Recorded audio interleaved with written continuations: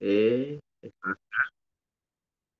Alhamdulillah, Bapak Ibu, Mas Nanang ini juga sedang menempuh S3, sama seperti sebagian besar kepada peserta yang mengikuti kegiatan ini. Kemudian Bapak Ibu bisa mencatat nomor beliau.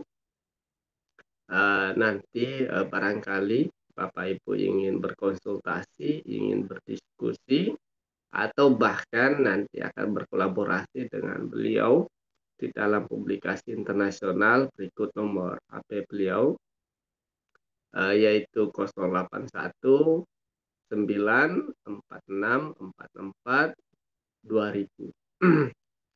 Baik Bapak Ibu, untuk riwayat pendidikan Mas Nanang, beliau ini S1-nya akuntansi dari Brawijaya, kemudian melanjutkan S2 akuntansi di Trunojoyo, kemudian alhamdulillah saat ini sedang mengikuti S3, ya mungkin sudah sedang tahap penyelesaian di Universitas Erlangga. Untuk sertifikasi beliau luar biasa, mulai dari Certificate of Hajj with di PHU, ya Kementerian Agama, kemudian banyak diantaranya sertifikat yang dikeluarkan oleh BNSB. Selanjutnya untuk pekerjaan beliau, ini bukan hanya dosen di UIN, di Institut Agama Islam Al-Fatimah Bojonegoro, juga beliau aktif di bidang profesional, mulai dari PT Marki, kemudian PT Alparos, dan seterusnya.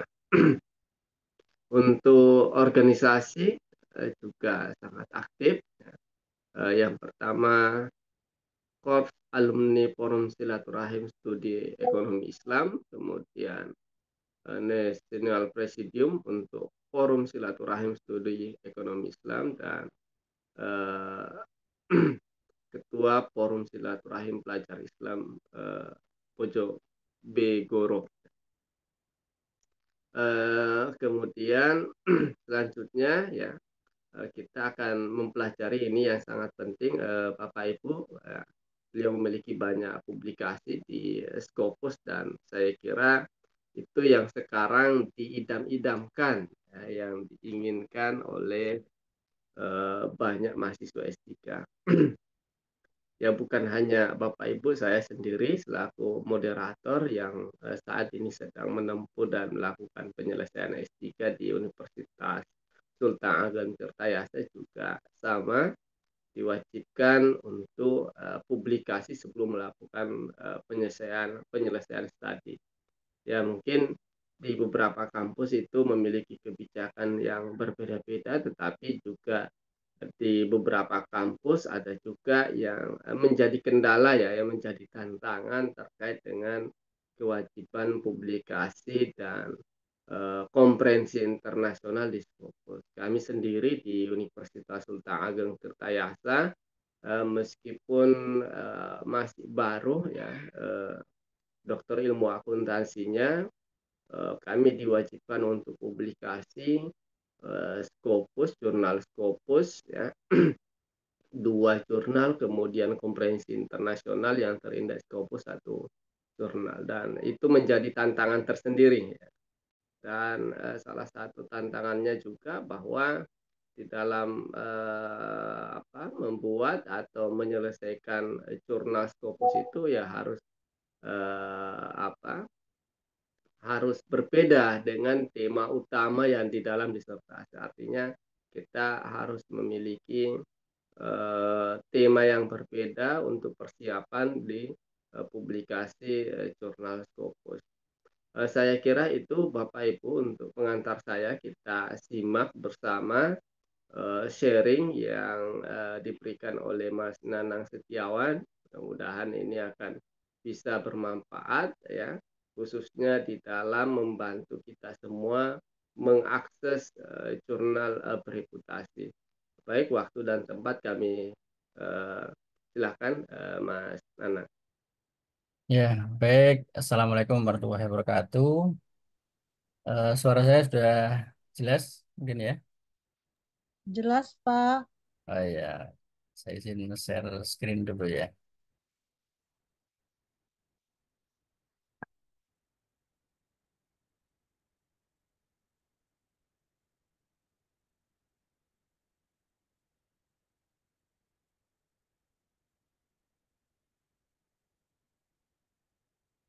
Bentar, sudah ya. Baik, udah ini. Baik, terima kasih untuk Pak Aras sudah diberikan kesempatan. Saya juga ucapkan terima kasih kepada Ijma yang telah memberikan kesempatan buat saya untuk berbagi, untuk sharing. Tadi sudah disampaikan mengenai perkenalan. Saya saat ini lagi S3 di Ilmu Akuntansi UNER bersama dengan Pak Tua, Pak Raffles Ginting, dan beberapa teman-teman yang ada di sini juga. Alhamdulillah pada hari ini kita diberi kesempatan oleh Allah untuk bisa berbagi, bisa berbagi ilmu dan juga pengalaman. Semoga ilmu yang saya berikan nanti, yang kita sharingkan nanti bisa bermanfaat dan menjadi ilmu jariah buat saya pribadi dan juga bantu teman-teman bisa membantu mendapatkan manfaat yang di-sharingkan. Untuk yang untuk kali ini, jadi saya ingin berbagi mengenai tips dan strategi publikasi Scopus. Mungkin kalau secara ilmu dan pengalaman dari sisi riset, mungkin teman-teman sudah lebih banyak dibanding saya, tapi mungkin saya di sini akan berbagi mengenai khusus tentang tips publikasi Scopus, karena memang alhamdulillah dalam mungkin 2 tahun terakhir ini saya dimudahkan untuk dalam hal publikasi Scopus. Eh, yang pertama mungkin perkenalan tadi sudah disampaikan oleh Pak Aras.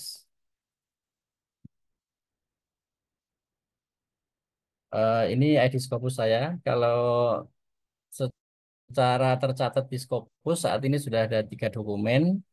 Eh, ada 2 lagi paper yang masih in press di Inner Science. Jadi yang sudah publish ini ada 3, satu satu Digi 2, dan satu Digi 3. Untuk yang Impress itu ada di satu Digi 1 dan satu Digi 3. Kemudian ada satu lagi yang paper improve. Jadi dalam proses production itu ada 6 paper dalam proses review dan 3 paper proses submit. Nanti secara detail akan saya sampaikan di slide berikutnya. Ini ID Sinta saya. Untuk saat ini Sinta skornya 546. Ini masih belum terupdate karena dalam 2-3 hari ini saya lihat di Sinta sendiri masih proses updating dan belum bergerak lagi. Mestinya sudah naik lagi insya Allah ini. Ini di Google Scholar. Kalau di Google Scholar total publikasi saya sudah ada 53 yang tercatat di Google Scholar. Eh, ada 5 paper yang terindeks Scopus, kemudian yang terindeks Sinta atau Garuda ada 38. Dan secara total di Google Scholar ada 53.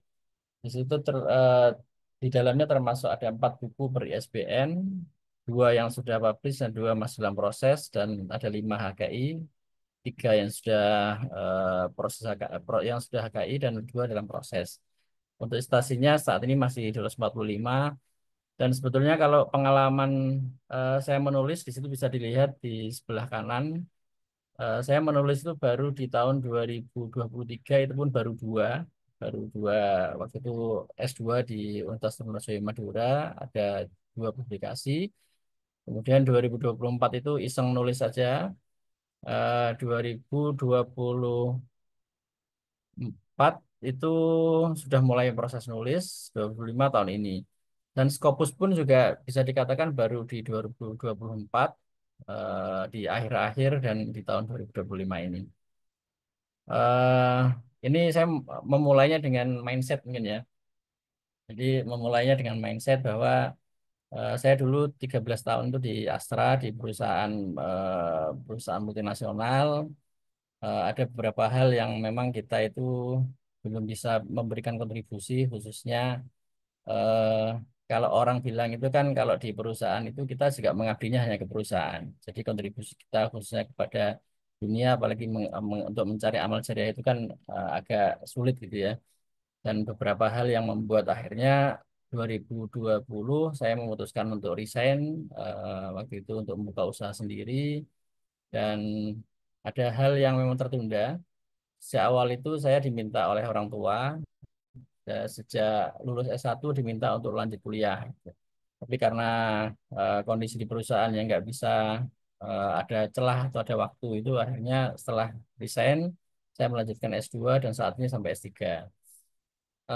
Satu hal yang membuat mindset saya yang membuat kenapa kok suka riset dan suka nulis adalah kontribusi dan amal jariah. Jadi ketika kita banyak menulis, orang bisa mendapatkan manfaat dari situ, mendapatkan ilmu, mendapatkan sharing manfaat. Itu menjadi kontribusi khususnya di dunia dan amal jariah yang nantinya pahalanya akan di akhirat. Itu kalau dalam Islam ya mungkin ya. Jadi ini adalah mindset ini yang membuat saya sampai saat ini alhamdulillah suka nulis. Jadi setiap kali ada mikir apa itu akhirnya kita nulis lagi gitu. Dan yang kedua mindsetnya adalah ini, publikasi adalah curhat. Eh, jadi sarana curhatnya yang menurut mindset saya adalah kita kan banyak orang yang curhat itu melalui medsos, melalui curhat ke orang, ke teman gitu ya. Kalau saya mungkin curhatnya melalui ke publikasi. Jadi ketika ada unek-unek apa gitu, akhirnya buka-buka dan ada fenomena apa, buka-buka apa namanya literatur, kemudian oh tercetus ide apa, akhirnya menulislah seperti itu ya. Jadi kalau bisa dibilang publikasi itu layak curhat, jadi bedanya adalah curhatnya itu pakai teori dan data, gitu. Jadi intinya bagaimana curhat kita itu bisa memberikan manfaat. Jadi dua mindset ini yang membuat saya sampai saat ini ketika ada waktu kosong atau ketika ada hal-hal yang memang tercetus di pikiran atau apa itu langsung sukanya nulis ya seperti itu. Oke, ini mungkin sharing aja mengenai tentang publikasi saya yang nanti satu persatu akan saya berikan tipsnya ya terkait ini. Yang pertama adalah jurnal di Emerald GQ1 sudah terbit. Ini masih eh, apa namanya early site. Jadi jurnal ini adalah curhatan saya ketika masih di perusahaan yang lama. Jadi waktu itu saya di finance di bagian internal control dan memang apa yang tertulis di sini adalah apa yang memang saya alami waktu itu di perusahaan. Jadi bagaimana ketika di perusahaan itu ada fraud, waktu itu ada penyimpangan aset di kalangan manajer. Kemudian ketika saya kuliah di S2, ternyata ada yang namanya teori fraud. Teori fraud ada beberapa, jadi ada fraud triangle dan yang terakhir adalah hexagon fraud. Jadi di sini paper ini adalah curhatan saya ketika masa-masa dulu di perusahaan ada fenomena apa, akhirnya saya buatlah paper ini. Dan datanya waktu itu saya memang mengambil data dari teman-teman yang dulu, yang masih sampai saat ini masih aktif di perusahaan. Jadi sekali saya ambil data, langsung dapat 3 paper. Jadi paper yang pertama ini, kemudian paper yang kedua adalah ini yang kogen ini. Jadi sebetulnya sama ini. Jadi sekali ambil data, ini pakai data primer, yang tadi tembus di Emerald Q1, yang ini masuk di kogen di Q2. Terus curhatan saya lagi adalah ini, backpacker umroh estate protected, ini di Q1 juga di Inner Science. Eh, jadi saat ini saya di samping dosen juga aktif di beberapa kegiatan, salah satunya adalah di haji dan umroh. Dan fenomena ini cukup menggelitik karena kita lihat di media itu, baik di media massa, di media sosial, itu banyak terjadi yang namanya penipuan umroh. Dan fenomena yang lain adalah backpacker umroh. Nah, ini curhatan inilah yang akhirnya jadi tulisan ini. Dan waktu itu saya belajar di UNER dengan Pak Agung, itu belajar tentang etnografi. Nah, jadi intinya gini, bagaimana cara mengungkapkan satu fenomena yang di penelitian di berita terdahulu, kalau kita lihat di Google Scholar, itu hampir-hampir belum ada yang namanya backpacker umroh. Saya menemukannya cuma satu aja, satu publikasi. Ya, jadi bagaimana bisa mengungkapkan ini menjadi karya ilmiah, apalagi bisa tembus Scopus. Nah, makanya ada yang namanya etnografi study ini. Jadi bagaimana bisa menjadikan hasil media massa itu bisa menjadi literatur ilmiah. Jadi etnografi ini menjembatani eh, adanya gap literatur terkait dengan backpacker umroh, kemudian ternyata di media massa banyak, media sosial juga banyak, itu yang akhirnya kita serap dan menjadi literatur. Dan ternyata memang netografi ini sesuai dengan komen dari reviewer dan dari editor itu menjadi sangat menarik, dan ini prosesnya sangat cepat, nggak sampai 3 bulan dari mulai submit sampai accepted. Dan di editornya memang mengatakan bahwa sangat tertarik topik ini dan metode ini. Jadi paper saya yang ini tentang paper umroh itu mendapatkan novelty yang pertama di topiknya, yang kedua adalah metodologinya. Terus ini tadi sudah disampaikan. Terus ini yang terakhir yang barusan publish. Ini juga sama. Jadi setelah tadi tembus di Q1 terkait dengan backpacker umroh, saya melanjutkan topik ini. Jadi topik ini sebetulnya sudah pernah ini saya masukkan eh, lomba ISMA ya. Lomba ISMA waktu itu juara 1, kemudian ternyata tembus di Q3. Saya beberapa kali ikut lomba dan beberapa kali juga juara 1, dan ini salah satunya itu. Jadi mungkin nanti perlu apa namanya dibanggakan di IJMA ya. Ternyata lomba IJMA itu bisa menghasilkan aplikasi yang memang sudah publish gitu. Ini tentang Ponzi scam. Ini juga sama. Ini juga hasil curhatan juga. Kenapa? Karena sama dengan yang tadi tentang backpacker umroh. Banyak sekali di media massa terkait dengan penipuan-penipuan. Salah satunya adalah Ponzi schemes, yang itu kalau kita lihat di literatur itu hampir tidak ada gitu. Jadi bisa dikatakan topik ini adalah yang pertama di publikasi ilmiah khususnya Scopus yang membahas tentang Ponzi schemes pada bisnis umroh dan haji gitu. Ini yang pertama. Dan ada lagi, saya lagi nulis juga tapi sudah di review sampai 3 reviewer ternyata reject gitu ya. Ya nggak apa-apa, nanti kita submit lagi di jurnal yang lain. Terus yang keempat ini. Ini adalah paper pertama saya yang submit ke Scopus. Kalau di UNER itu ada mata kuliah P1, Project 1. Ini kualitatif. Jadi ini juga sama, ini curhatan saya juga ketika dulu eh, masih bekerja di perusahaan, dan ini lanjutan dari tesis saya. Jadi tesis saya waktu itu tembus di Sinta 2, kemudian di dilanjutkan penulisannya, dan alhamdulillah bisa tembus di Scopus di 3. Terus ini mungkin ini yang saat ini lagi dalam proses production itu di Taylor and Francis Sociological Focus di Q3. Ini juga sama, kalau kita bilang curhatan adalah, jadi saya dulu waktu di perusahaan itu ada satu fenomena di mana satu kondisi ketika ada, ini kalau yang muslim ya, yang muslim, ada karyawan yang dia rajin sholat, kemudian sholat Jumat, dan beberapa kegiatan yang lain, kajian gitu ya. Yang sehingga dia secara waktu memang mengurangi, bukan mengurangi sih. Jadi kalau siang dia untuk sholat, padahal mungkin belum istirahat, jadi sholat dulu. Nah itu ditanggapi macam-macam oleh pimpinan gitu. Ada pimpinan yang mengatakan bahwa kegiatan ini kontraproduktif terhadap pekerjaan. Jadi ketika orang itu spiritualitas yang bagus atau atau menjalankan agama ibadah dengan baik, itu akan kontraproduktif. Nah, itu saya waktu itu saya udah agak ini bagaimana caranya bisa eh, memberikan apa namanya bantahan gitu ya, bantahan. Akhirnya dalam bentuk paper ini gitu. Jadi paper ini saya masih menunggu ini. Nanti kalau publish rencananya mau saya kirimkan ke beberapa pimpinan-pimpinan saya bahwa ternyata secara empiris orang atau karyawan yang bekerja dengan baik, menjalankan pekerjaan yang baik dan juga beribadah dengan baik, ternyata bisa mendukung employee performance-nya gitu. Dan ini empiris, jadi secara empiris ternyata bisa dibuktikan gitu. Terus ini selanjutnya ada beberapa paper saya yang masih review.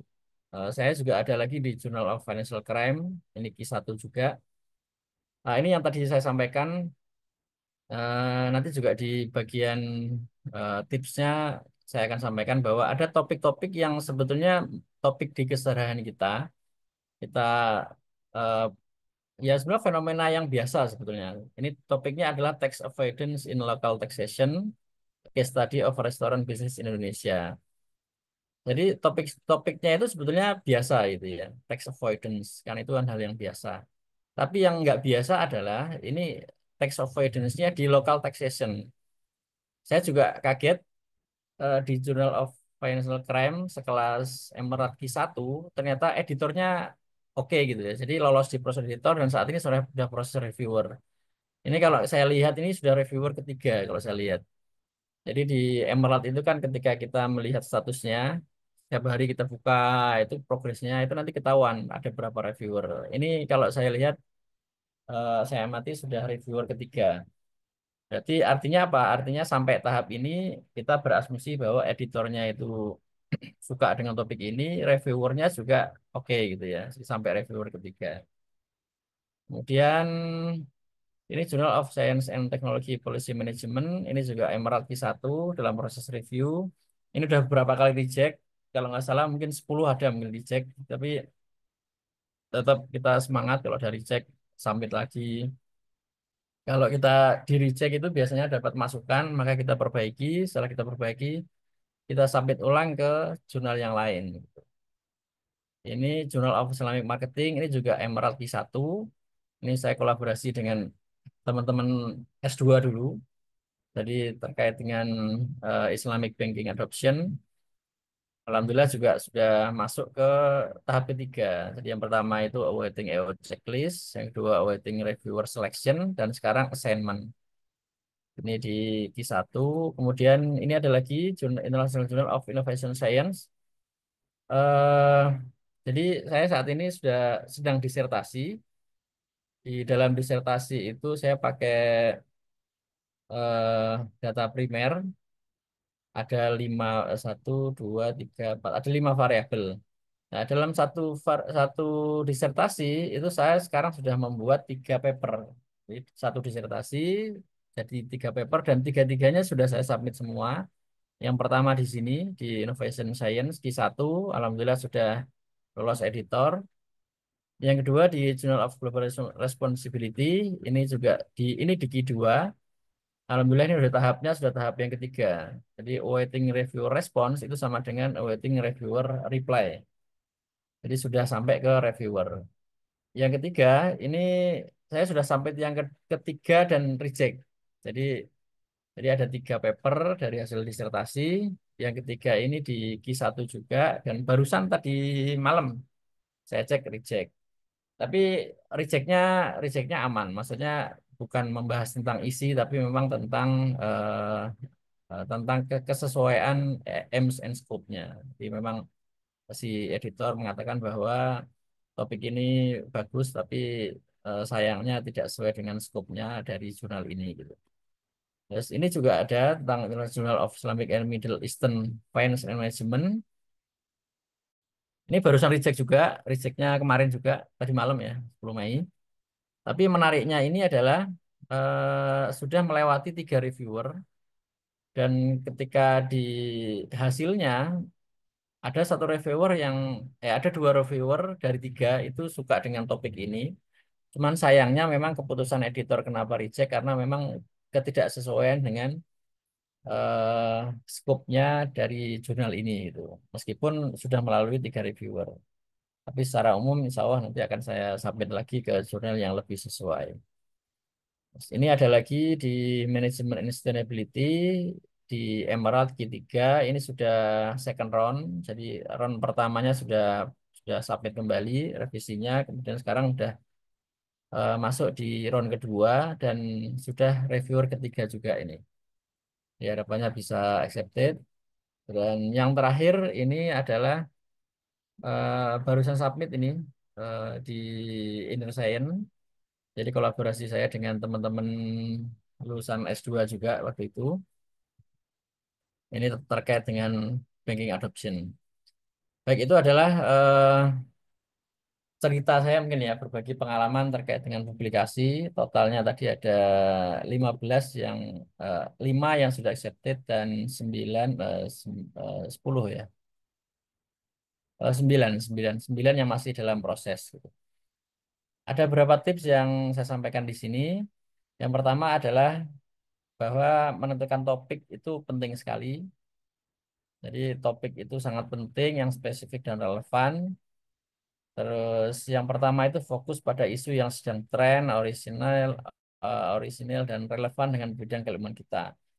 Tapi yang paling penting adalah yang fokus di nomor dua itu ya. Jadi dulu waktu kita belum pernah publikasi Scopus, mungkin membayangkan Scopus itu suatu yang eh, susah dan lain sebagainya, harus yang cari novelty-nya yang harus yang kuat dan lain sebagainya. Tapi ternyata setelah saya melalui beberapa proses tadi yang tadi saya sampaikan, ternyata mencari topik itu tidak perlu yang susah-susah, tapi carilah berasal dari fenomena yang ada di sekitar dan di keseharian kita. Gitu. Seperti tadi topik DPR umroh itu kan di literatur nggak ada itu, literatur nggak ada. Tapi media itu berita di media massa, media cetak, internet, elektronik, media massa itu banyak, media sosial itu banyak sekali.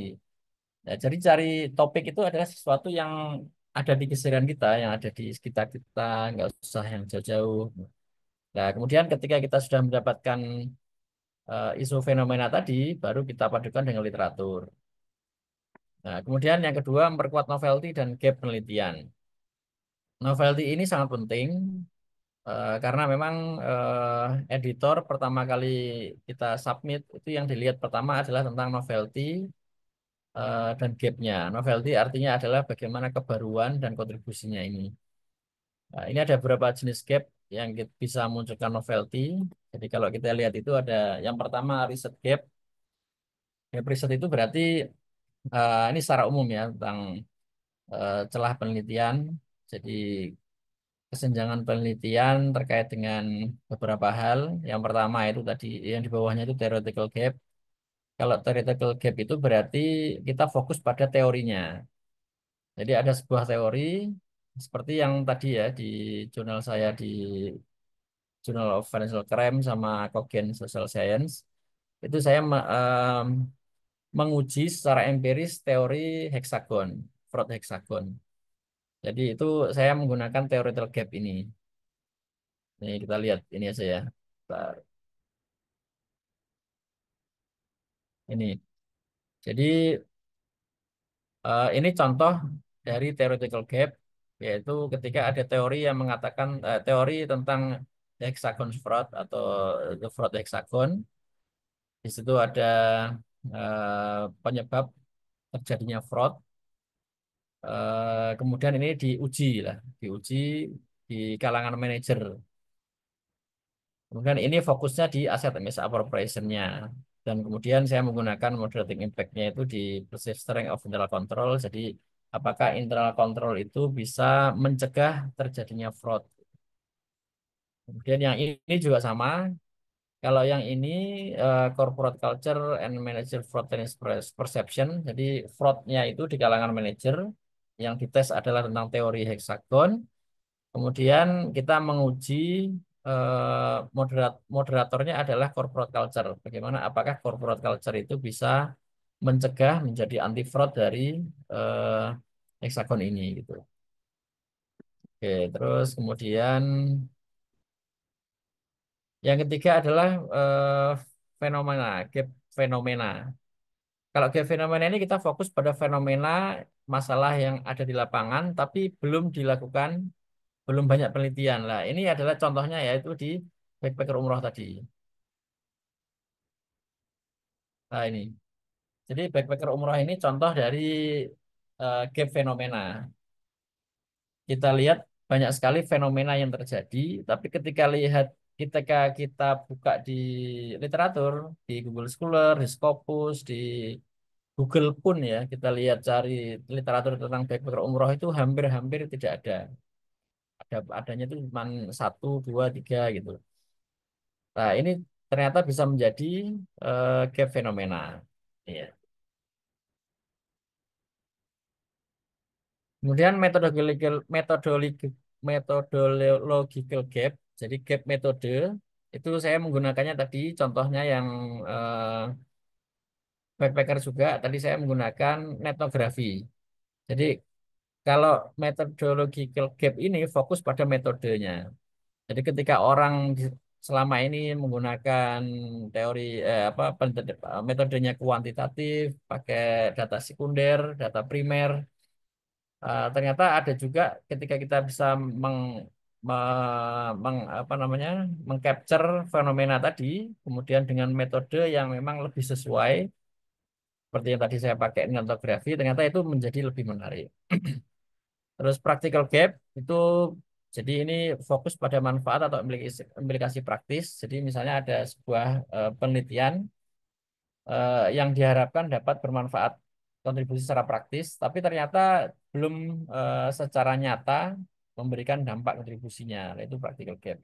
Kalau population gap itu adalah gap di kelompok penelitian populasi.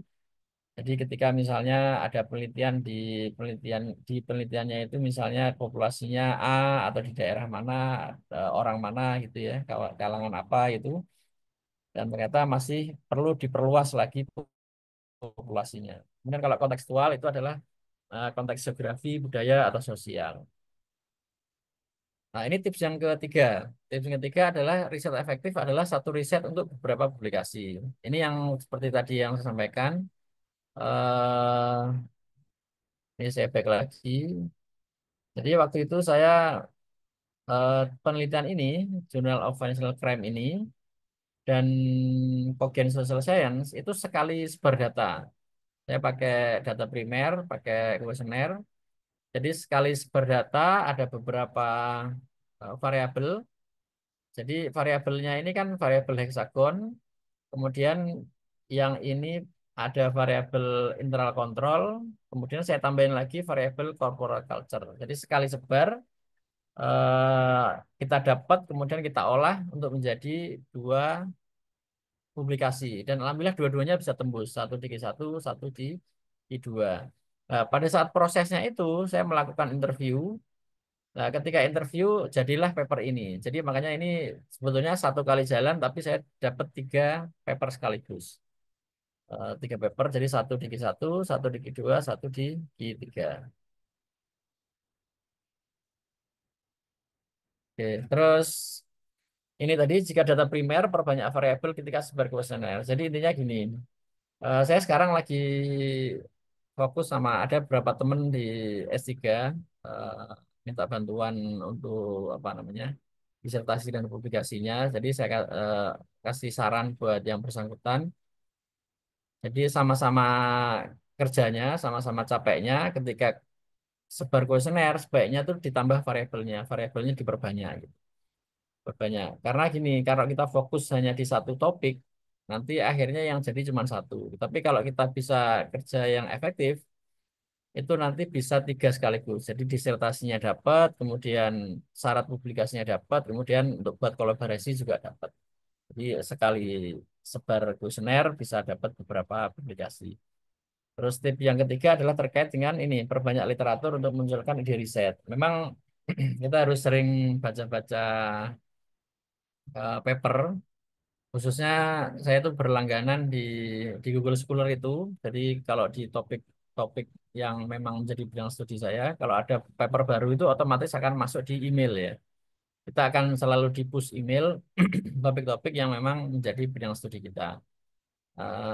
Membaca artikel, kalau saya memang nggak pernah membaca artikel semua itu nggak pernah. Jadi minimal itu adalah judul sama abstrak itu aja. Ketika misalnya menarik, baru buka di pendahuluan kita lihat dia risetnya apa, novelty-nya apa. Kalau menarik lagi, kita baru lihat metodenya. Oh, dia pakai misalnya metodenya apa gitu. Kita lihat secara umum. Jadi dengan adanya riset-riset yang baru, kita dapat push email, kita baca secara umum tentang topiknya apa, akhirnya memunculkan ide riset. Tips yang keempat adalah memilih jurnal Scopus yang tepat.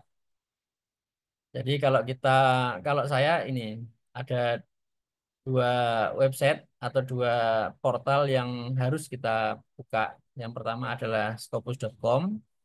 Dari di situ kita bisa memilih publishernya, kemudian subjek area, indeks, persentil itu terkait dengan syarat. Kalau di syarat S3 di UNER kan sekarang cukup ketat ya, karena yang diakui hanya Q1 dan Q2. Dan kalau ingin kumlot itu hanya Q1. Jadi Q2 nggak bisa membuat kumlot dan Q3 pun tidak diakui gitu. Makanya persentil itu sangat penting. Terus rankingnya dan content coverage. Nah, content coverage ini hubungannya dengan eh, tingkat keberterimaannya atau tingkat diterimanya paper kita itu. Kalau konten coverage-nya itu semakin sedikit, maka semakin sulit gitu.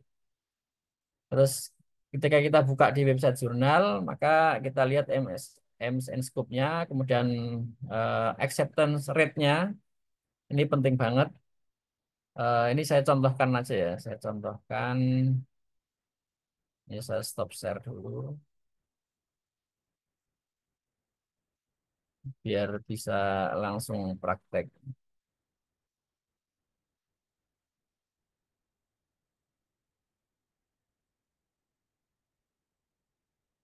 Oke, ini saya buka scopus.com. Jadi Scopus.com itu bisa dikatakan konsumsi hariannya kita yang lagi S3 karena pintu gerbangnya kita mau publikasi adalah di sini ya. Kalau saya lebih suka di Scopus.com ini. Jadi kalau saya dengan eh, pernah beberapa kali submit, menurut saya yang paling menarik dari sisi progresnya dan juga proses sampai ke diterimanya acceptance-nya itu yang paling menarik menurut saya itu di Emerald. Jadi misalnya kita cari ini ada publisher, subjek area, title dan sebagainya. Kalau saya fokus di pertama publisher dulu, kita klik di Emerald,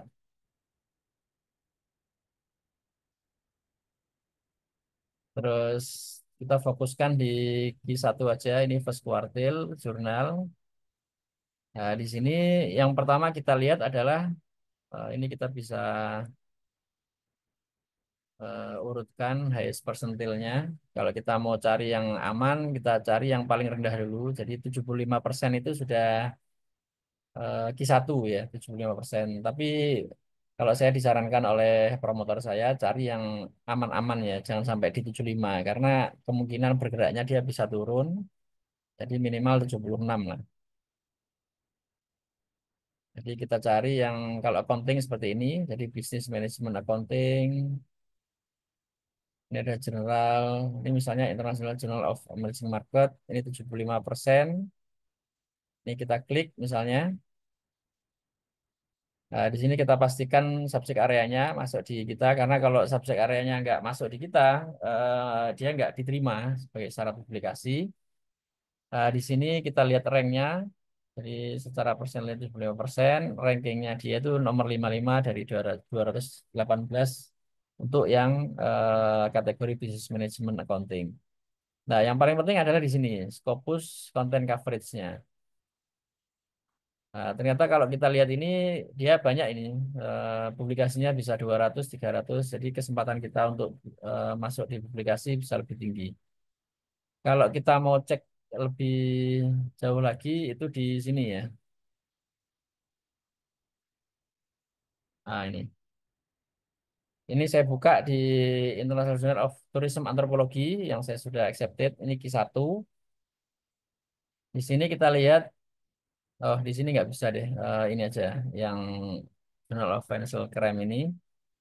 Jadi di sini ada indexing and metrics. Nah, ini penting banget buat kita yaitu di acceptance rate-nya. Kita cari jurnal yang acceptance rate-nya itu di atas, kalau saya sih di atas 20% ya. Di atas 20% itu cukup aman. Kalau kita lihat di sini, ini juga ada ya publication timeline-nya. Jadi dari time to first decision, dari kita submit sampai ke first decision. First decision itu berarti sudah melewati editor ya. Itu 56 hari. Tapi aktualnya nggak sampai sih. Kalau pengalaman saya, Emerald itu cepat. Apalagi pernah dalam satu ketika itu di Journal of Financial Crime, yang tadi terkait tax avoidance itu dalam 1 hari dia sudah lolos editor saya itu. Jadi nggak sampai 2 hari. Dalam 1 hari udah lolos editor. Ini contoh yang di Sociological Focus, itu di Taylor and Francis. Ini ada jurnal metrik juga. Nah, ini acceptance rate-nya 35%. Jadi emang sangat tinggi. Ini ada juga mengenai informasi timelinenya. Jadi sufficient to first decision 55 hari. Masing-masing ada semua. Tapi kalau Inner Science saya cari-cari nggak ada sih. Di Inner Science itu nggak ada. Ya masing-masing jurnal memang ada yang menampilkan metriknya, ada juga yang tidak menampilkan metriknya. Oke, kita kembali ke sini lagi.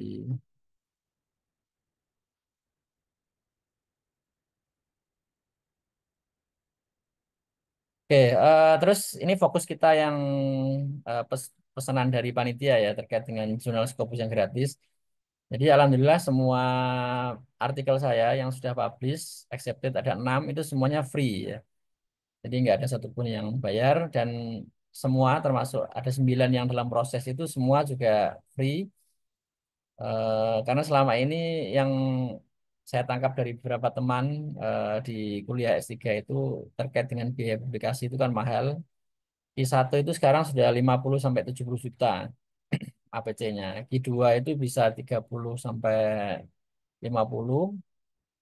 Kalau Q3 itu maksimal 25 juta lah. Bisa di bawahnya itu. Ada yang 10, 12, 15 itu. Jadi ya yang menurut saya sangat besar dan saya pernah bikin status itu nggak worth it lah. Jadi maksudnya itu duit segitu besarnya. Kalau kita bilang satu sepeda motor mungkin ya. Satu sepeda motor hanya untuk publikasi gitu. Jadi menurut saya nggak relevan lah. Makanya kalau teman-teman yang lain tuh ada beberapa yang bayar APC itu sayang banget menurut saya sih ya. Menurut saya pribadi itu sangat sayang banget karena memang ketika kita bisa memilih jurnal yang gratis, ngapain harus bayar gitu. Ya mungkin untuk yang beasiswa dapat jatah, tapi kalau saya kan kuliah mandiri, jadi biaya juga biaya sendiri, makanya cari yang efisien lah. Jadi ada beberapa tipsnya. Yang pertama adalah menghindari jurnal yang hanya ada pilihan open access. Jadi kalau kita lihat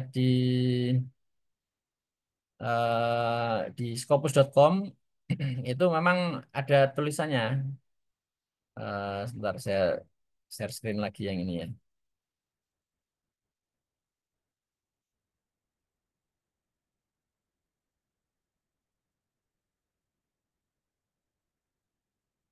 Oke, ini contohnya. Jadi ketika kita search di scopus.com, di sini akan ada terlihat ini, misalnya open access. Nah, ini memang dari awal dia sudah menyatakan bahwa jurnal ini open access, hanya open access. Karena hanya open access berarti pasti ada APC-nya harus bayar gitu. Tapi kalau tidak ada informasi seperti ini dia hybrid access. Nah, ini juga ada open access. Jadi kita hindari yang seperti ini. Nah, kalau kita lihat di Emerald, contohnya ini, kita nanti akan lihat di sini, di Author Guidelines. Di Author Guidelines ini ada APC ya. Nah, ini Open Access Submission Information. Nah, di sini dijelaskan bahwa untuk di Emerald itu ada pilihan to Open Access. Jadi ada dua pilihan. Yang pertama Gold. Gold itu artinya Open Access atau membayar. Dan yang kedua adalah Green Open Access. Kalau Green Open Access berarti dia free APC-nya, non Open Access. Jadi bedanya kalau Gold Open Access itu kita autornya yang bayar, nanti readernya itu free. Tapi kalau kita Green Open Access, kitanya free, tapi readernya orang yang mau mengakses itu harus bayar. Terus kita lihat juga di sini, kalau di Inner Science itu ada di bawah sini udah ada penjelasan bahwa dia this journal also publishes open access article. Jadi artinya dia hybrid. Dia ada yang non open access-nya atau close access, ada juga yang open access. Kita lihat di sini juga sama di sociological focus. Ini mana tadi buat this journal. Bentar. Ini juga nanti ada informasi. Oh, bentar. Nah, ini jadi di halaman depan ketika kita masuk ke website jurnalnya ini juga sama open select choose to publish open access. Jadi ada dua pilihan gitu. Makanya kalau kita cari jurnal memang dari awal harus cari benar-benar yang memang ada pilihan eh, ada goldnya atau ada greennya atau non open access. Oke, balik lagi di sini. Oke, dalam prosesnya, ketika kita di awal sudah mencari, memilih non open access, nanti pada saat submit ada pilihannya ya, ada pilihan non open access. Kemudian ketika sudah revisi, ada pertanyaan lagi kedua, jadi ditawarin lagi sama dia non open access lagi, dan ketika accepted itu ada form non open access. Ini contohnya ini, kalau di Emerald dia pakai ada satu website namanya Submit.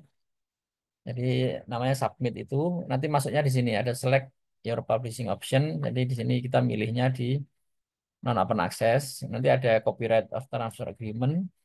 Di InderScience juga sama.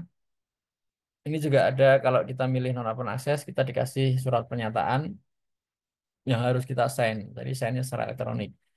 Tapi kalau kita milih open access, nanti kita dikasih nomor rekening, kasih nomor rekening untuk dibayarkan gitu.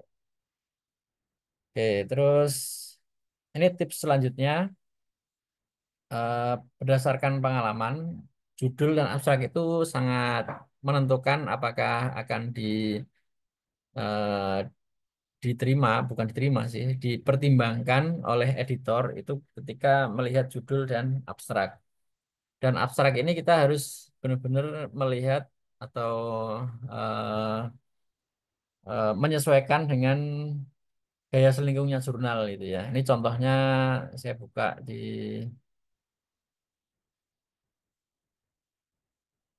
mana ya?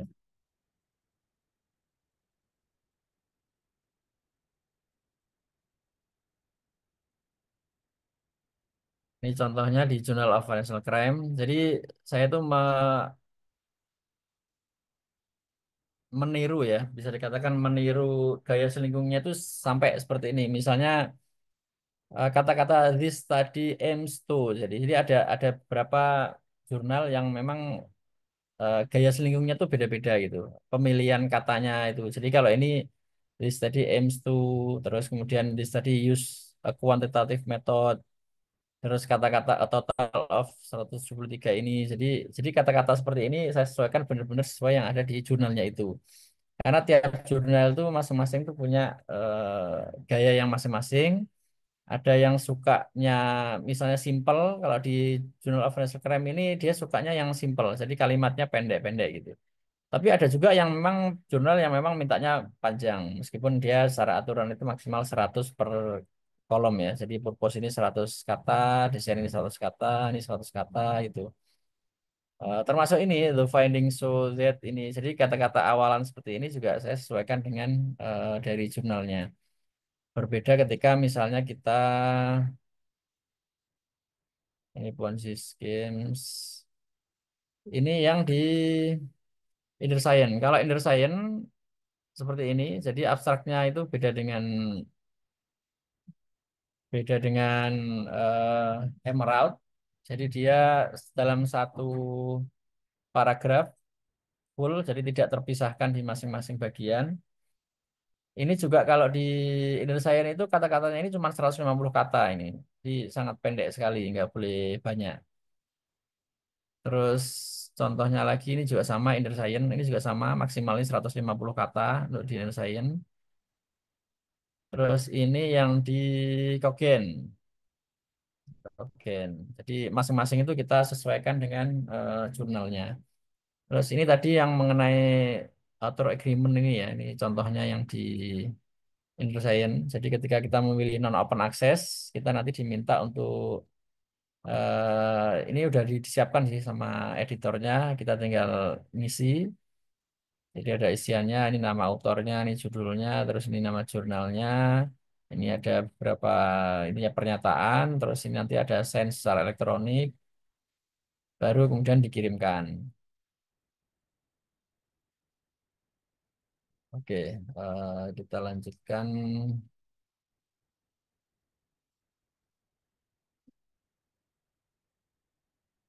Oke, terus ini tips yang ketujuh.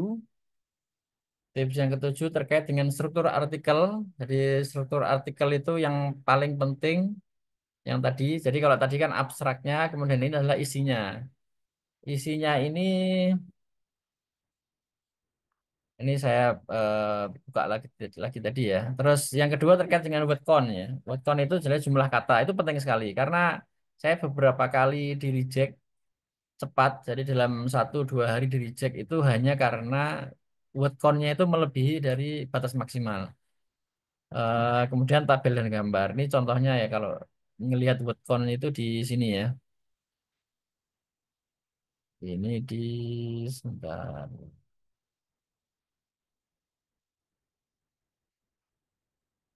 Nih contohnya ini yang di Journal of Financial Crime. Kita buka di Author Guidelines. Di bawah itu nanti ada ini artikel length atau word count. Di sini jelas artikel should be between 5.000 and 8.000 word in length. Jadi maksimal 5.000 sampai 8.000. Nah, saya pernah di CFC ini itu 8.005 atau 8.015 gitu. Jadi lebihnya cuma 5 sampai 15 kata itu di reject sama dia. Kemudian pernah juga di jurnal apa waktu itu ya, saya lupa. Itu juga sama. Jadi di reject hanya karena eh, katanya jumlah katanya melebihi gitu. Jadi ini sangat penting sekali. Kemudian kalau terkait dengan gaya jurnal ya. Gaya jurnal ini contohnya lagi, ini sangat penting. Jadi saya pakai yang Journal of National Crime lagi. Jadi judul ini, setiap judul itu kita nggak boleh pakai huruf besar di awal katanya. Yang besar itu hanya di depannya aja, the ini ya. Jadi karena kalau kita lihat paper atau jurnal di Indonesia, kebanyakan itu kan harus besar semua kan di tiap kata ini harus besar, ini juga harus besar. Kalau di Scopus hampir semuanya seperti ini, termasuk di subjudulnya juga. Misalnya ini ya, subjudulnya. Literatur review and hypothesis development. Jadi ini semua kecil semua ini. Jadi kita sesuaikan. Ini juga sama fraud design theory. Ini juga sama. Terus ini juga sama, terkait ini ya paragraf pertama. Jadi setiap di bawahnya bab dan subbab ini harus mepet kiri. Jadi di bawahnya bab satu ini mepet kiri, baru nanti paragraf kedua baru menjorok ke dalam. Ini juga sama. Di bawah subbab juga sama, ini juga harus mepet kiri, baru paragraf kedua baru menjorok ke dalam. Jadi gaya selingkuh seperti itu yang harus kita sesuaikan benar-benar. Dan yang selanjutnya adalah tabel sama gambar ya, tabel. Ini gambar, gambar mungkin sama ya. Yang paling penting itu tabelnya. Jadi semua Scopus itu eh, apa namanya formatnya, format tabelnya itu seperti ini.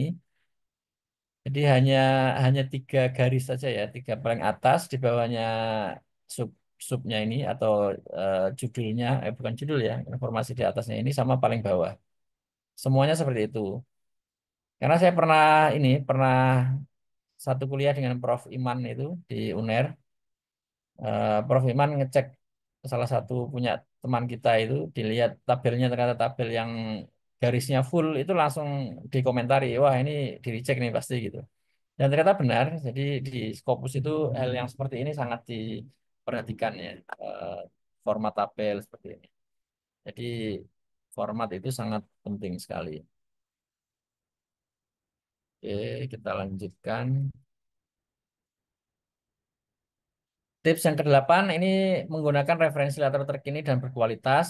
Jadi hampir semua jurnal saya, paper yang saya submit, hampir semuanya itu pasti dikomentari terkait yang ini ya, gunakan literatur terupdate. Jadi ada yang minta 5 tahun terakhir, ada yang minta 2 tahun terakhir, ada yang minta 3 tahun terakhir. Nah, yang dikecualikan adalah teori. Jadi kalau teori itu kita pakainya yang terlama. Teori awalnya itu dari mana itu boleh. Terus metodologi itu juga boleh. Misalnya buku atau apa itu boleh di lama-lama. Tapi selebihnya itu semua harus yang terupdate bisa 2 atau 5 tahun terakhir tergantung dari kita bisa lihat dari terbitan mereka yang terakhir itu juga bisa dilihat. Nah, ini terkait bahasa Inggris. Bahasa Inggris juga sama. Jadi hampir semua komentar itu pasti Englishnya harus akademik, nanti ada kata-kata yang mungkin perlu diperbaiki, makanya perlu memang penting sekali yang ini ya. Dan yang terakhir ini proses revisi dan resubmisi. Jadi revisi ini kalau ini menurut saya ya mungkin ya. Jadi setiap kali revisi itu kita dikasih deadline. Deadline-nya itu cukup panjang selama ini, bisa 2 bulan, bisa 2 bulan setengah gitu. Tapi kalau yang saya alami selama ini, setiap kali diminta revisi, saya maksimal itu 3 hari harus sudah segera submit kembali. Dan alhamdulillah cara ini sangat jitu karena editor dan reviewer itu kan masih anget. Ketika kita kirim lagi, masih ingat dan cepat juga acceptance-nya. Makanya dari 6 paper saya yang accepted itu nggak ada yang lebih dari 6 bulan. Jadi dari mulai submission, submit sampai ke decision pertama atau acceptance sampai accept itu tidak sampai 6 bulan, hampir semua alhamdulillah. Ada yang cuma 2 bulan setengah juga ada, yang tadi yang terkait Ponzi scam itu 2 bulan setengah udah sampai ke acceptance. Terus triknya lagi ini, jadi setiap komen itu kita kasih awali ucapan terima kasih. Terus setiap revisi dijelaskan dengan warna yang berbeda. Ini contohnya aja ya, lebih gampang. Ini contohnya.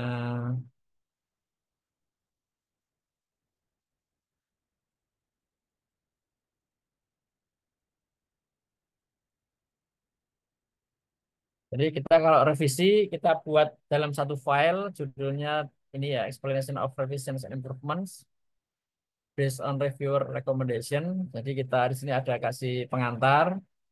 Jadi pengantar tentang revisi kita. Kemudian nanti setiap reviewer kita tulis ulang. Jadi dia ngasih reviewnya apa, revisinya apa, kemudian kita jawab. Ya, setiap kali satu review kita minta kita ucapkan terima kasih, thank you very much for your valuable suggestion. Terus ini dijelaskan isinya apa. Terus di dalam filenya itu kita kasih warna biru. Di sini juga sama. Jadi ini dia minta refer to table satu yang data, dia minta seperti ini, kita ucapkan terima kasih, baru kita sampaikan perubahannya. Ini juga sama, jadi dia minta tentang kata-kata kiai, dia minta dikasih pronunciation-nya, kita jelaskan terima kasih dan kita kasih warnanya. Jadi di paling bawah, ini adalah ini revisinya ya, revisi manuskripnya. Jadi semua yang direvisi termasuk ini itu kita kasih warna lain, kasih warna lain. Jadi yang warna lain ini adalah revisinya. Dan ini alhamdulillah selama ini efektif dan khusus untuk yang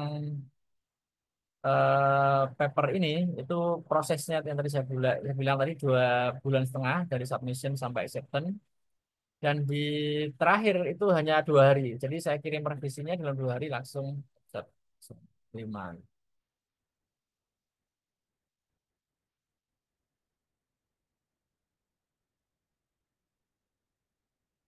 Oke, ini mungkin informasi aja tentang terkait proses yang ada di Emerald. Jadi di Emerald itu secara umum ya, tapi ada kadang-kadang yang perbedaan. Jadi ini ada pertama ada awaiting EO checklist, ketika sudah lolos editor, awaiting reviewer selection, terus kemudian assignment. Jadi kalau selection ini berarti sudah lolos editor.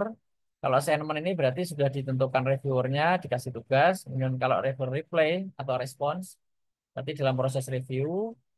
Awaiting air recommendation atau biasanya awaiting reviewer score juga bisa nih kata-katanya. Jadi menunggu skor, baru kemudian accept. Setelah accept itu kalau di Emerald masih ada prosesnya seperti ini ya. Jadi pertama nanti ada final check OJS, kemudian ada submit page. Ini menentukan open access atau close access, kemudian final proof, publish early site, dan yang terakhir baru publish.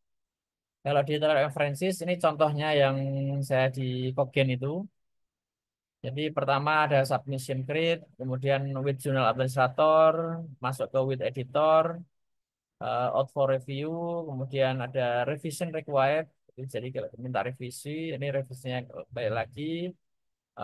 Saya waktu itu sekali revisi aja dan sampai accepted. Dan alhamdulillah saya dari 6 yang sudah accepted itu hampir semuanya, ya bisa dikatakan semuanya itu hanya sekali revisi aja. Jadi alhamdulillah nggak sampai revisi kedua, ketiga, keempat ya sampai. Ini yang di Inner Science prosesnya itu ada incomplete, screening, kemudian kalau udah proses review, under review, ada auto revising sampai ke eh, entering publication schedule sampai ke artikel is available online. Baik, mungkin itu penjelasan dari saya. Setelah ini bisa dilanjutkan diskusi mungkin. Saya kembalikan lagi ke Pak Aras. Terima kasih. Baik, terima kasih Mas Nanang Setiawan. Saya kira sangat menarik, sangat komprehensif penjelasan dari Mas Nanan terkait pengalaman beliau di dalam menulis sampai dengan diterima dan terbit jurnalnya. Dan alhamdulillah kami ucapkan selamat ke Mas Nanang Setiawan. Saat ini sudah memiliki 5 jurnal yang sudah terbit dan 9 jurnal lagi menunggu proses review dan mudah-mudahan nanti bisa diterima. Dan saya kira sangat menarik Bapak Ibu pengalaman dan sharing yang disampaikan oleh Mas Nanang Setiawan, mulai terkait dengan tema ya. Ternyata untuk mencari tema tidak perlu jauh-jauh, tidak perlu sulit-sulit ya. Kita melihat atau berawal dari fenomena yang terjadi di sekitar kita. Dan saya kira tadi yang dijelaskan oleh Mas Nanang itu sangat kaya ya, mulai dari jurnal yang menggunakan metode kualitatif sampai dengan jurnal yang menggunakan metode kuantitatif. Begitu pula juga tujuan jurnalnya sangat bervariatif ya. Kalau kita lihat secara sepintas hanya sedikit yang judulnya ada kata akuntansinya, tetapi seperti tadi kita lihat bahwa harus memperhatikan fokusnya dan bidang yang diterima dari jurnal tersebut. Selain itu juga dijelaskan secara komprehensif oleh Mas Nana mengenai perbedaan antara satu jurnal dengan jurnal yang lain, dan saya kira ini sangat penting Bapak Ibu mengetahui gaya selingkung, kemudian jumlah terbitan yang tadi disampaikan oleh Mas Nana, sampai dengan cara berkomunikasi dengan reviewer. Saya kira sangat detail tadi yang disampaikan oleh Mas Nana untuk memudahkan ya tentu karena kita berbeda ya, tentu memudahkan reviewer di dalam membaca, di dalam proses review atau revisi itu sangat membantu reviewer untuk melihat secara jernih tulisan kita. Baik Bapak Ibu, silahkan untuk karena jumlah kita peserta kita 29, saya kira bisa secara langsung open mic untuk bertanya langsung ke Mas Nanang Setiawan. Yang pertama kami persilahkan dengan Ibu Armi dari NTB. Silahkan untuk membuka kamera dan mic-nya Ibu Armi untuk bertanya langsung ke Mas Nanang Setiawan. Waktu dan tempat kami persilahkan. Ya, terima kasih banyak. Assalamualaikum warahmatullahi wabarakatuh. Waalaikumsalam. Salam kenal Pak Nanang ya. Ya, Ya, dari salam penjelasan kenal, tadi Bu saya Armi. memang agak telat bergabung tadi. Mungkin karena saya kurang lihat grup ya. Jadi saya ketinggalan cukup jauh. Tapi sempat saya mendengar tadi kalau nggak salah ada 9 artikel ya yang ya, yang ditulis gitu. Apalagi Ya, penjelasan sama Pak Aras tadi ya cukup berbeda-beda dan judulnya hanya sedikit yang terkait dengan akuntansi. Wow banget gitu. Saya mungkin tidak banyak bertanya terkait dengan yang lain, tapi saya bertanyanya yang pertama itu doa apa yang Pak Nanang lakukan sampai sebanyak itu penulisannya. Boleh di-sharing deh doa apa sih atau amalan apa sih terkait dengan hal-hal yang seperti itu. Yang kedua, penulisan 9 artikel ini selama kuliah kah atau mohon maaf mungkin saya dapat informasi jadi tadi Pak Nanang masih seorang mahasiswa dari Unair gitu. Nah, eh, ini selama selama studi kah atau mungkin sebelumnya? Pertanyaan saya satu artikel berapa lama dikerjakan gitu. Tapi saya sih lebih arahnya doa apa sih atau amalan apa sih sehingga kok bisa cair banget pikiran-pikiran ataupun bisa gampang banget hanya satu kali revisi langsung bisa masuk ke arah seperti itu. Mungkin itu saja Pak Aras pertanyaan saya. Terima kasih banyak. Assalamualaikum warahmatullahi wabarakatuh. Oh, Waalaikumsalam warahmatullahi waalaikumsalam. wabarakatuh. Sepertinya Baik, silakan langsung aja Bang ya, Nana, Pak Aras ya. bisa Ya, langsung. Ya. ya baik. Terima kasih Bu Armin atas pertanyaannya. Mungkin sedikit klarifikasi, totalnya sudah 15 Bu Armin. 15, 6 sudah accepted, dari 6 itu 5 sudah publish, yang 9 itu masih dalam proses. Kalau doa apa ini, wah ini jawabannya ini ya, agak susah ini menjawabnya. Yang pasti mungkin gini, mungkin saya mau eh jadi saya kuliah S3 ini atau saat ini jadi dosen tuh baru baru mengawali ya. Saya gabung aja masih belum punya gitu. Jadi saya dulu 13 tahun itu di dunia profesional di perusahaan, terus banyak sekali fenomena-fenomena. Terus ketika saya melanjutkan kuliah di S2, waktu itu saya ambil tentang fraud. Jadi kalau Pak Aras tadi sampaikan bahwa topik saya tidak ada kaitan dengan accounting, mungkin dari sisi financial accounting iya mungkin. Tapi saya kan fokusnya di forensik ya, forensik. Jadi hampir semua topik di paper saya itu ke akuntansi forensik. Ya sama seperti Pak Raffles juga ya. Pak Raffles ini juga bidang studinya juga forensik. Tapi saya juga punya pengalaman yang lain. Di samping pengalaman yang jelas di perusahaan, saya juga pengalaman saat ini di bisnis owner di kafe. Iya, tadi ada tentang tax havens di local taxation tadi juga di terkait program saya itu. Saya juga saat ini aktif di Haji dan Umroh itu ya. Jadi memang ide riset itu paling banyak memang di keseharian saya selama ini. Jadi fenomenanya itu banyak yang ada di sekitar, kemudian kita lihat seliweran di media dan sebagainya. Dan kita mengalami sendiri ya, kita mengalami sendiri. Jadi mungkin mungkin kenapa semua paper saya itu cepat semua karena memang penjelasan saya itu komprehensif karena memang saya mengalami sendiri gitu. Jadi nggak ada yang namanya eh, apa namanya mengada-ada dan sebagainya. Jadi benar-benar konteks di mengcapture di lapangan itu benar-benar terasa itu. Dan di awal tadi kan saya sampaikan juga memang mindset saya adalah publikasi itu adalah curhat gitu. Jadi bagaimana kita mencurhatkan tapi dengan data dan teori ya menjadi publikasi. Kalau ditanya tadi selama berapa lama, jadi total 16 paper saya itu dalam 1 tahun terakhir, Bu Armi. 1 tahun setengah ya, karena saya sekarang di semester 4, mulai nulis itu di semester kedua. Jadi setahun setengah. Setahun setengah dapat 15 paper yang 6 sudah accepted. Kalau artikel berapa lama prosesnya, ini paper saya, ini menulisnya ya, bukan proses. Jadi menulisnya saja. Beberapa paper saya itu seperti yang Ponzi Scheme itu 2 hari. Jadi ketika saya mengcapture di lapangan, sudah mempelajari, kemudian proses apa namanya itu mencari data. Seperti Ponzi Scheme itu kan saya pakai kualitatif, pakai studi kasus, dan saya juga pelaku. Jadi saya mencari mencari informannya itu cukup. Jadi tinggal teman-teman aja gitu ya. Jadi ada orang yang pernah mengaku teman saya, memang teman saya itu pernah jadi korban Ponzi Scheme di umroh. Waktu itu di first travel ada juga Abu Tours. Dalam 1 hari kita tanyain interview, kemudian saya juga punya teman dari orang Kemenak dari PHU seksi eh, haji umroh ya. Kita tanyain dalam 1 hari. Jadi mungkin prosesnya bisa dikatakan mungkin nggak sampai 1 minggu ya.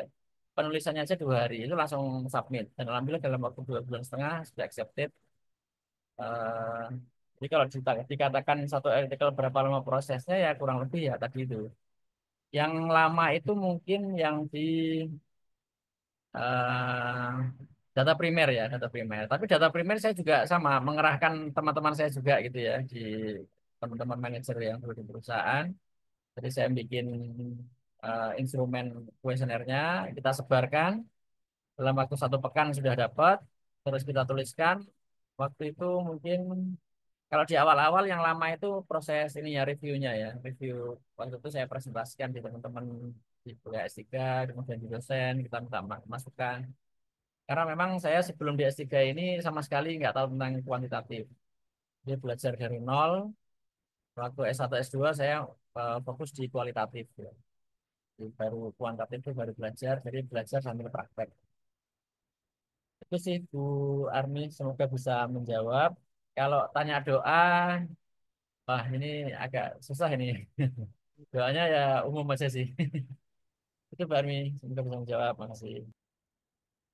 Bisa saya Baik, ini enggak Pak Aras? silakan Saya bisa Mbak langsung komunikasi enggak? Armin. Ya. Ya, silakan. Eh, saya tertarik dengan ini Pak Nanang terkait dengan penelitiannya untuk metode kualitatif sama studi kasus. Di samping Pak Nanang sendiri sebagai pelaku gitu. Bagaimana Ya, caranya Pak Nanang? Artinya kan gini, benar curhat sesuai real yang terjadi di lapangan karena memang Pak Nanang sendiri pelaku gitu ya. Tapi bagaimana cara Pak Nanang bisa apa namanya memanage itu penelitian asli atau curhatan Pak Nanang gitu. Artinya kan gini, kalau kualitatif boleh bercerita, ini versi saya. Versi saya mungkin kita kosongin dulu pikiran kita supaya hasil penelitian kita benar-benar murni. Tapi kalau kita sebagai pelaku berarti kan ada campur pikiran kita yang sebelum penelitian kita masukkan di situ kan. Nah, itu bagaimana cara Pak Nanang memanage sehingga artikel tersebut atau hasil penelitian itu benar-benar murni gitu.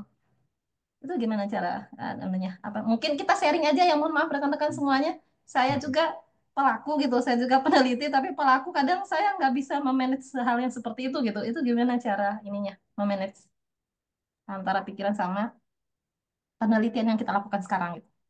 Mungkin itu Tanana. ya, oke, langsung Paris ya. Silakan. Oh ya, ya baik. Ini untuk menjawab ini mungkin saya pakai paper saya yang di Sosiologi Filosofus. Jadi untuk menentukan topik itu adalah curhat. Ya, sih. Jadi artinya gini. Jadi waktu dulu saya di perusahaan yang tadi saya ceritakan juga, saya itu gemes sama pimpinan-pimpinan saya waktu itu.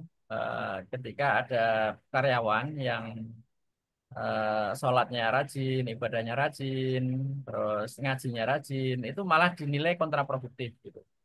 Jadi dianggap itu negatif dan kontraproduktif terhadap pekerjaan. Jadi dia dia menilai, jadi pimpinan saya oknum lah kita bilang tidak semua pimpinan enggak, tapi ada pimpinan yang mengatakan bahwa kalau ada karyawan yang rajin sholat, rajin ibadah, itu pekerjaannya itu akan berantakan. Itu kan menjadi image yang menurut saya kurang bagus ya. Itu waktu itu. Jadi saya ingin curhat ini melalui tulisan gitu. Nah, saya ingin membuktikan, ingin membantah, tapi menggunakan data empiris, menggunakan penelitian yang empiris. Jadi bisa dibuktikan, bisa diuji gitu ya. Nah, tadi pertanyaannya bagaimana cara memanage tadi agar apa yang ada di pikiran kita tidak mempengaruhi hasil gitu ya. Nah, secara metodologi kan kita sudah paham ya tentang metodologi penelitian, ada yang namanya validitas, ada reliabilitas, kemudian ada beberapa uji ya, beberapa uji yang kita bisa memastikan bahwa penelitian kita itu bisa digeneralisasi atau bisa dikatakan itu valid dan sebagainya. Kan ada alat ujinya. Kita bisa kalau di data primer itu pakai Smart PLS, SMPLS. Eh, Dulu di awal-awal juga pernah pakai SPSS juga. Jadi data-data itu kita sebar ke sesuai dengan yang kita mau. Jadi yang di paper saya tadi itu saya nyebarnya ke karyawan Muslim di Bali ya, di Bali dan di beberapa kota, tapi paling banyak di Bali. Nah, di Bali itu agamanya kan macam-macam tuh, agamanya macam-macam. Ada yang Muslim, ada yang Hindu, ada yang lainnya juga gitu ya. Tapi kita fokuskan respondennya adalah karyawan Muslim yang bekerja di perusahaan multinasional. Kan di Astra itu kan multinasional. Jadi pengambilan datanya, pemilihan sampelnya dan sebagainya kita benar-benar melalui metode penelitian yang secara empiris valid lah. Kita bisa buktikan, bisa diuji. Dan hasilnya kita analisa dan hasilnya ternyata sesuai dengan apa yang saya mau gitu ya, Mas. Jadi intinya tadi curhatan saya itu ingin membantah, tapi saya menggunakan data yang secara empiris, menggunakan metode penelitian. Dan ternyata hasilnya benar, jadi ternyata spiritualisasi Islam itu berpengaruh positif terhadap kinerja karyawan. Jadi itu, jadi menggabungkan antara curhat dan juga eh, penelitian yang empirisnya adalah dari sisi itu. Kita jaga metode penelitian itu benar-benar yang kita jaga lah. Semua item-item validitas, reliabilitas itu semua harus sesuai dengan metode penelitian gitu. Itu Bu Armin. Baik, Iya, Mas. terima kasih banyak. Kalau belum ada pertanyaan, saya boleh nambah nggak? Oke, Rekan-rekan ada belum pertanyaan nggak? sejauh ini belum, silahkan dilanjutkan Mbak Armi. Masih Nanti ya? teman-teman kalau misalnya yang ingin bertanya langsung open mic atau raise hand. Hmm. Silahkan Mbak Ibu Armi. Boleh ya? Oke. Tadi penelitian ini, Pak Nanang, itu kan kuantitatif ya, pakai alat. Artinya kan pakai skala Likert ya, kalau misalnya ke arah apa namanya narasi gitu ya. Tapi kalau misalnya penelitiannya Pak Nanang terkait dengan kualitatif, gimana cara manajemen apa memanage juga gitu? Karena kualitatif lagi-lagi kedalaman yang kita mainkan di situ mau lewat metode yang mana gitu kan. Nah, saya takutnya ini mohon maaf ini sharing juga gitu ya. Takutnya gabungan dari pikiran kita sebelumnya kita artinya kita tuh hanya membenarkan pikiran kita, memaksa ya kayak hasil Pananang tadi misalnya ternyata benar gitu. Itu kan data data empiris atau data eh, primernya diolah gitu pakai alat bantu gitu kan. Nah, tapi bagaimana kalau misalnya penelitiannya larinya ke kualitatif yang bentuk pertanyaannya cukup cukup mendalam. Nah, tidak bergabungkah atau bagaimana cara memanage lagi gitu hasil-hasil terkait dengan penelitiannya tersebut itu, Pak. Ya, Ya, langsung mungkin Pak itu. Aras ya. Nggak apa-apa ya. Ya, silakan. Ya, oke. Ya, justru kalau kualitatif itu kan memang subjektif ya. Jadi Hmm. mungkin saya tidak sependapat dengan tadi Bu Armi yang pertanyaan sebelumnya yang mengatakan bahwa kalau kita mau riset itu harus dikeluarkan isi pikiran kita, dinolkan itu. Kalau saya pribadi sih, kalau saya pribadi itu Hmm. nggak setuju. Kenapa? Karena itu tadi di mindset saya itu penelitian itu kan kita harus ujung-ujungnya adalah kontribusi gitu, manfaat. Apa yang bisa kita berikan ke orang banyak terkait dengan teori, terkait dengan temuan kita yang bermanfaat gitu ya. Apalagi tadi kan tujuan saya publikasi itu adalah kontribusi plus amal jariah. Jadi bagaimana dengan tulisan ini bisa mengubah orang, bisa orang itu bisa memberikan pencerahan gitu ya, pencerahan, tapi dengan melalui metode penelitian gitu. Metode penelitian itu kan berarti yang bisa digeneralisasi kan. Ketika orang lain melakukan penelitian yang sama juga hasilnya akan sama. Gitu. Nah, kalau kualitatif itu justru ada subjektivitas memang. Jadi arahnya itu subjektivitas, tapi tetap validitas, reliabilitas itu tetap ada. Kalau di kualitatif itu ada yang namanya itu triangulasi ya, triangulasi. Hmm. Jadi kalau di kuantitatif itu ada uji validitas, reliabilitas. Kalau yang di kualitatif itu ada yang namanya triangulasi. Nah, triangulasi itu ada banyak jenisnya, ada triangulasi metode, ada triangulasi sumber, ada triangulasi yang lain sebagainya. Kalau triangulasi sumber itu berarti gini. Jadi awalnya kan untuk menentukan ide topik itu kan dari pikiran kita sendiri. Kemudian kita mencari orang secara apa itu kualitatif ya. Contohnya misalnya tadi Ponzi schemes. Ponzi schemes itu berarti kita mencari informan yang memang yang pernah mengalami itu. Jadi korbannya gitu. Jadi saya dapat teman saya memang korbannya sendiri. Waktu itu dia tahun 2000 berapa itu ya. Pak Abu Tur itu 2018 2019. Dia sudah membayar DP eh waktu itu 5 juta ternyata hangus.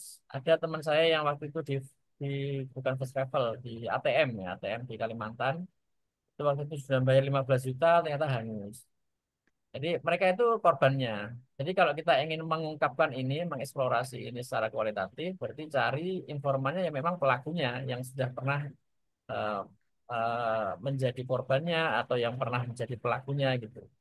Terus jadi triangulasi tadi kan sumber ya. Yang pertama adalah korbannya. Yang kedua adalah pelakunya. Pelakunya itu berarti pengusahanya. Jadi yang saya jadikan informan bukan pengusaha yang melakukan fraud itu. Karena kalau kita mencari itu kan cari perkara kan. Hmm. Jadi kalau Betul. nanti bisa dicek ini ya publikasi saya kan di Google Scholar nanti bisa dicek. Ada beberapa interview yang saya cantumkan di situ. Jadi informan yang di pengusahanya saya cari pengusaha yang lain yang skalanya sama besar.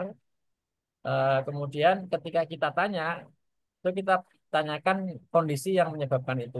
Jadi Di paper saya itu saya sebutkan itu, saya tulis juga hasil interviewnya.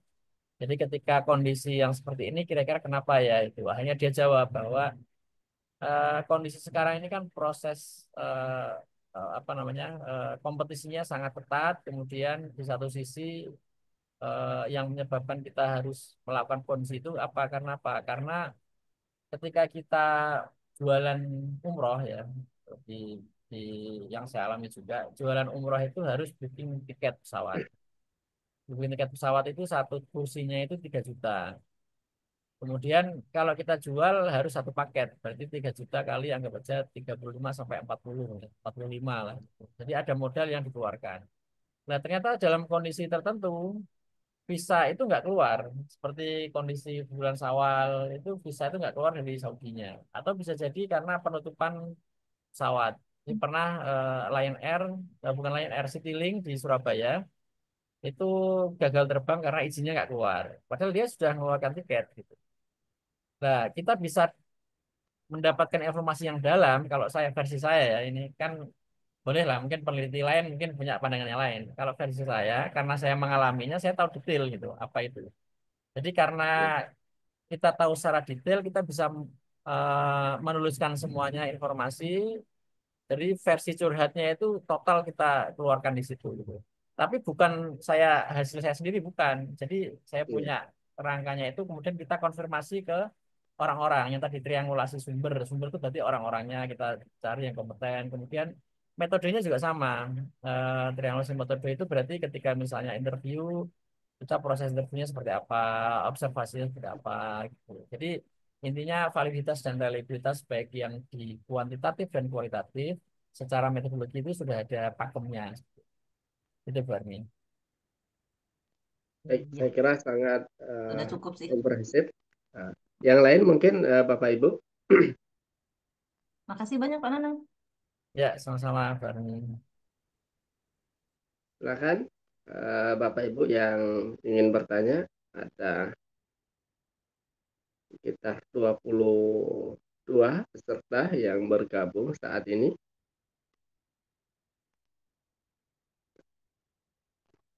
Terkait dengan publikasi. Tadi yang saya sampaikan bahwa yang berbeda penerbitnya ya atau jurnalnya tidak melulu di akuntansi, bukan topik akuntansinya. Oh ya, ya.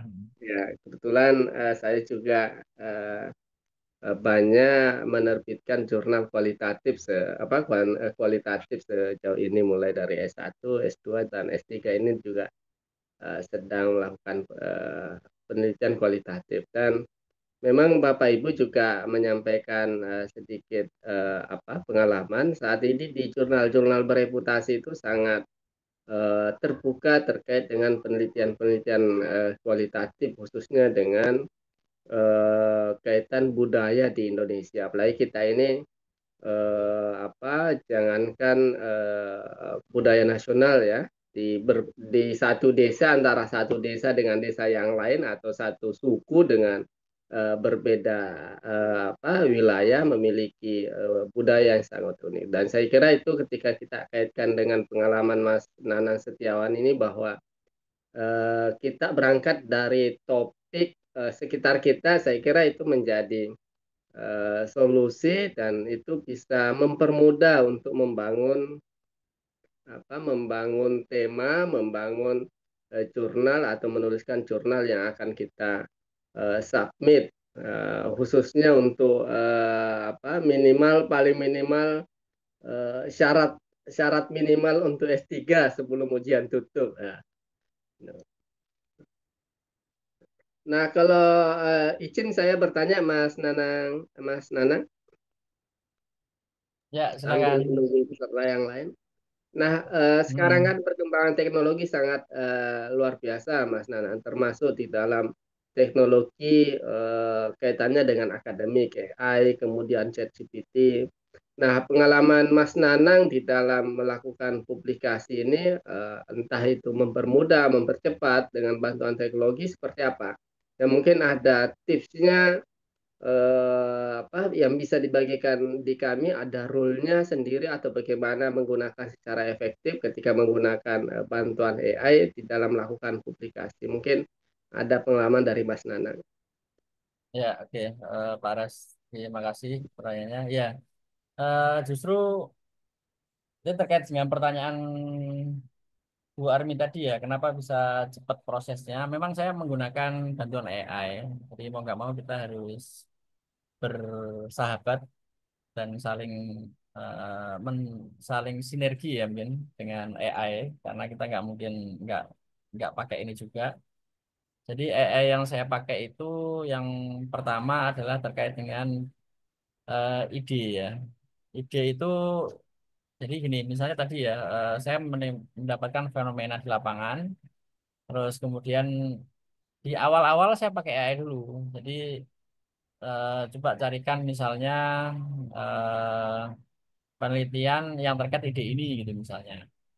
Kita cek, tapi memang AI itu kadang-kadang benar, kadang-kadang nggak benar gitu ya. Jadi kita nggak bisa 100% ambil gitu.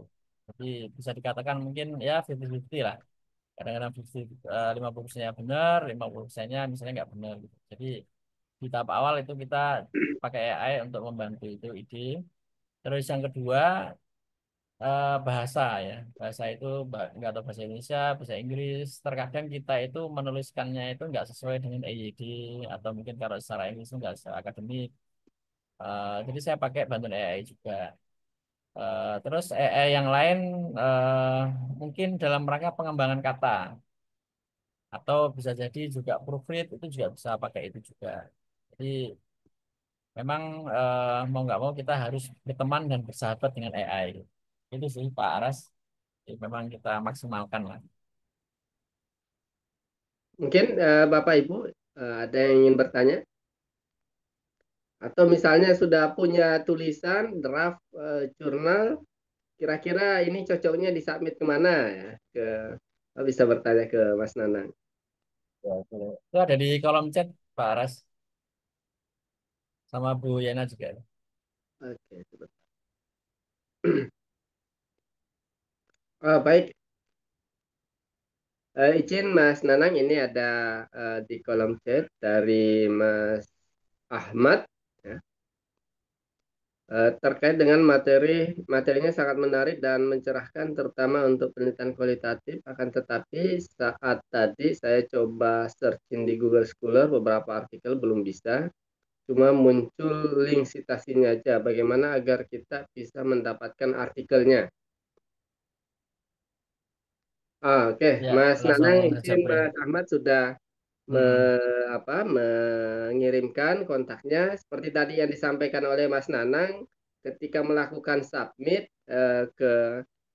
ke jurnal dan memilih non open access, itu artinya pembacanya yang berbayar ya Mas Nanang. Ya, betul Begitu ya. pula sebaliknya, kalau misalnya autornya yang berbayar berarti pembacanya yang gratis. Kemungkinan Ya, seperti itu, apalagi kalau kita lihat hampir seluruh atau 5 atau 6 artikel Mas Nana yang sudah terbit di Scopus itu sangat baru dan biasanya masih sulit terakses ya ya, eh, betul.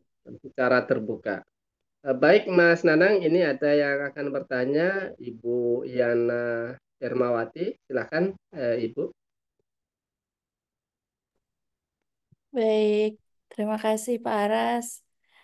Eh, Assalamualaikum Pak Nanang, Salam Bu Yana. Bapak Ibu semua.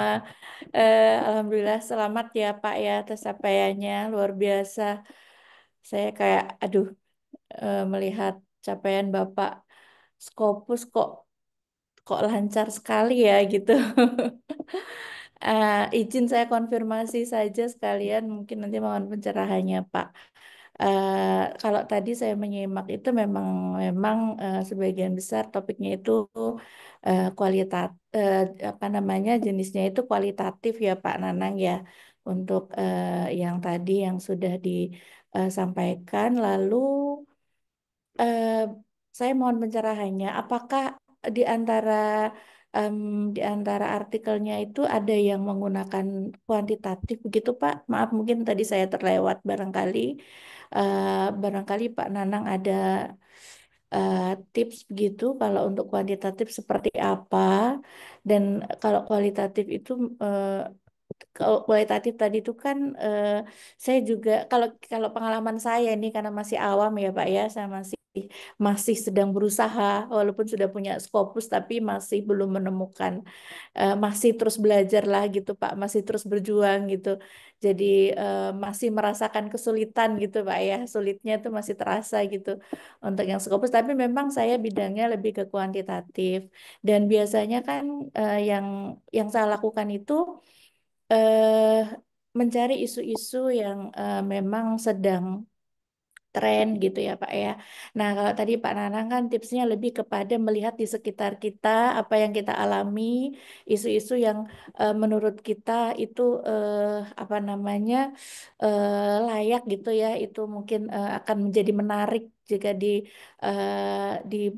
ditulis gitu ya kalau yang tadi Pak Nanang. Tapi kalau saya mungkin saya masih harus belajar ini Pak. Saya lebih biasanya membuka tadi Scopus, kemudian melihat isu-isu yang sedang tren seperti apa gitu. Mungkin ini juga jadi masukan untuk saya. Jadi sebenarnya mencari isu itu nggak harus sulit gitu ya. Jadi apa yang ada di sekitar kita bahkan itu bisa menjadi menarik. Dan selanjutnya pertanyaan selanjutnya adalah em, kadang kita kurang percaya diri dengan isu-isu lokal gitu Pak, karena ini kan untuk publikasi ya internasional. Dengan isu-isu lokal itu maksudnya isu-isu di daerah, isu-isu di itu bagaimana ya Pak menyajikannya sehingga itu menjadi menarik. Karena mungkin saya sependek yang saya tahu ya Pak ya, mungkin eh, biasanya disarankannya isu-isu yang global gitu. Nah, ini mohon pencerahannya nih Pak. Gimana kalau menurut saya Pak Nanang ini berhasil mengangkat justru mungkin ada yang isu lokal gitu ya menjadi menarik. Nah, itu apakah ada tips untuk menyajikannya ke dalam menjadi suatu artikel tadi itu, jadi dalam menulisnya itu ada tipsnya gitu atau seperti apa? Terima kasih Pak Nanang. Saya kira itu dulu sementara. Terima kasih. Assalamualaikum warahmatullahi wabarakatuh. Waalaikumsalam warahmatullahi wabarakatuh. Silahkan Mas Nanang, bisa langsung direspon.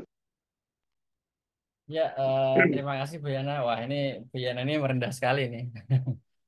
Bu Yana ini senior saya ini. Terima kasih Bu Yana. Eh, saya mungkin akan yang pertama terkait kualitatif kuantitatif. Jadi saya mungkin 50-50 Bu Yana, kualitatif sama kuantitatif. Justru yang sudah terbit di Q1, Q1 ada dua, yang satu kuantitatif, yang satu kualitatif. Di Q2 itu kuantitatif, di Q3 itu satu kuantitatif, satu kualitatif. Terus yang lagi proses sekarang kuantitatif juga. Jadi sebenarnya lebih banyak di kuantitatif. Tapi saya baru di primer aja Bu Yana. Jadi saya belajar kuantitatif itu baru di UNER. Jadi waktu saya P1 itu saya ngomong ke semua dosen waktu itu ya, di bahwa saya memang orang kualitatif. Dan waktu itu ditantang sama promotor, Prof. Leli, diminta untuk belajar kuantitatif. Dan saya waktu itu terperanjak dalam artian itu semangat belajar itu sama Prof. Made ya. Prof. Made, Pak Ardianto itu menyatakan bahwa nanti kalian semua itu akan ngajar. Kan meskipun saya dosen baru gitu ya. Terus ketika nanti ada mahasiswa yang mau bimbingan kuantitatif, masa mau ditolak gitu. Jadi hanya kualitatif. Nah, akhirnya saya berusaha belajar. Lah, saya prinsipnya itu dari dulu adalah belajar itu sambil praktek, Bu Yana. Jadi saya tipikal orangnya itu bisa menangkap kalau sudah praktek. Kan tipikal orang beda-beda ya. Kalau saya cuma teori aja itu nggak nangkep-nangkep gitu. Makanya kalau saya misalnya sekarang ditanyain tentang teori menulis dan sebagainya, saya mungkin nggak bisa ngomong. Tapi kalau menyampaikan praktek yang saya alami mungkin lebih mudah gitu ya. Nah, terkait dengan tadi topik di sekitar itu, nah itu juga bedanya saya mungkin dengan peneliti yang lain. Kalau peneliti yang lain itu kan mencari ide itu sesuatu yang diangan-angan gitu, yang nggak pernah tersentuh gitu. Kalau saya kebalikan, saya lebih suka membumi dalam artian lebih suka apa yang saya alami, yang ada di sekitar kita, yang itu menarik, yang itu kita angkat. Nah, kenapa kok bisa layak jual di Scopus? Karena apa yang kita alami, meskipun itu isu lokal, itu ternyata menarik di literatur. kita lihat di literaturnya. Contohnya mungkin ini ya, saya buka tentang tax avoidance. Ini awalnya saya mengira ini topik yang topik lokal yang kurang menarik itu. Jadi awalnya saya mengira begitu. Sudah masuk ya. Jadi ini tax avoidance in local taxation. Jadi ini isu lokal, benar-benar lokal. Oke, study of restaurant business Indonesia. Jadi benar-benar kasus di Bojonegoro malah ini kan di Bojonegoro. Kemudian kasusnya juga bisnis restoran. Kalau kita lihat ini, kira-kira menurut Bu Yana menarik nggak kira-kira menurut Bu Yana? Menarik, Pak, menarik. Menurut saya menarik. Oh, menarik ya. Oh, justru saya waktu nulis ini, Menarik, tapi memang dia isunya hmm, lebih ke daerah gitu ya, Pak ya. iya Nah, ini betul. mungkin pertanyaannya kalau kalau kalau kayak ya kita nih kan Indonesia ya, Pak ya. Jadi maksud saya Iya. ini apa yang disajikan di sini sehingga ini Mm-mm. bisa menarik ini Pak apa namanya publisher ini gitu Pak maksud Oh saya. iya betul. Iya. Ha. Caranya Nah, gimana? ya jadi saya waktu saya nulis ini tuh sebetulnya sama ini curhatan juga. Jadi saya kan juga pelaku. Eh, jadi hampir semua tulisan saya tuh mungkin apa namanya awal mulanya atau progresnya itu sama. Jadi ini saya tuh punya kafe, terus ada tagihan pajak gitu ya, pajak restoran 10%.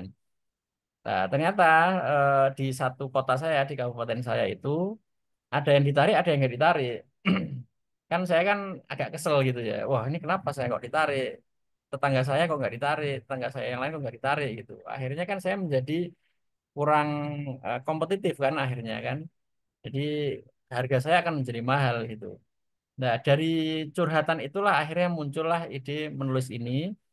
Waktu saya menulis ini, saya agak underestimate apakah ini menarik gitu ya. Terus kemudian saya iseng, ini jadi jujur saya tuh iseng. Saya kirimlah ke Journal of Financial Crime.